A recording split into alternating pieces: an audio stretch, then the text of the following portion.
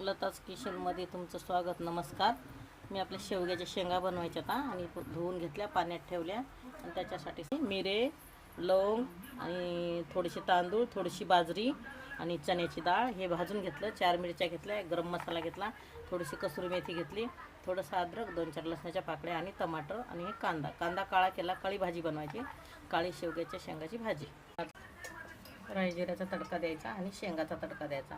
नंतर गिरवी केली का मग नंतर टाकून द्यायची गिरवी. असा आहे मसाला भाजून घेतलेला आपल्याला वाटून घ्यायचा, ग्रेव्ही करायची आणि शेंगाला तडका देऊन वरून ग्रेव्ही टाकून द्यायची.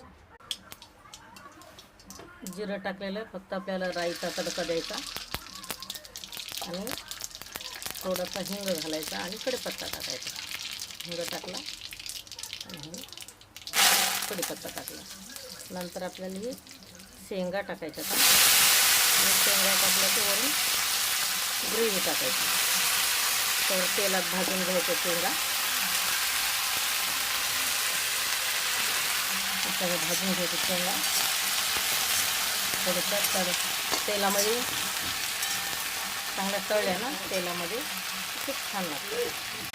शेंगा चांगल्या झाल्या छान आणि थोडंसं मीठ घालायचं, थोडी हळद घालायची आणि कसुरी मेथी आणि गरम मसाला टाकायचा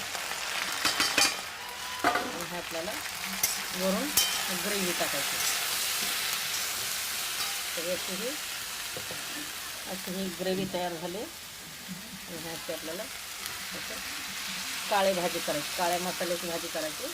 त्याच्यात पाणी घालायची शिजायसारखं आणि ही काळी मसाल्याची भाजी आपल्याला छान दिसते आणि छान लागते खायला. तुम्ही पण करून बघा. असे शेवग्याचे शेंगा शिजतात आणि याच्यावर झाकण ठेवायचं आणि आपल्याला शिजल्यावर मग ज्वारीची भाकर, बाजरीची भाकरी, चपाती वगैरे भात छान लागते खायला. आणि काळ्या मसाल्याची भाजी तुम्ही पण करून बघा. अशी भाजी तयार झाली शिजून, काळ्या मसाल्याची भाजी. आणि कांदा चांगला जर करपवला आणि तेलात भाजला ना छान लागते आणि टेस्टी लागते. आणि काळ्या मसाल्याची भाजी बनवली आम्ही छानपैकी. आणि तुम्ही पण करा. धन्यवाद. शेअर करा, लाईक करा. अशीच तुम्ही पुढच्या भाज्या छान छान बनवेल आणि तुम्हाला सांगेल, दाखवेल. धन्यवाद.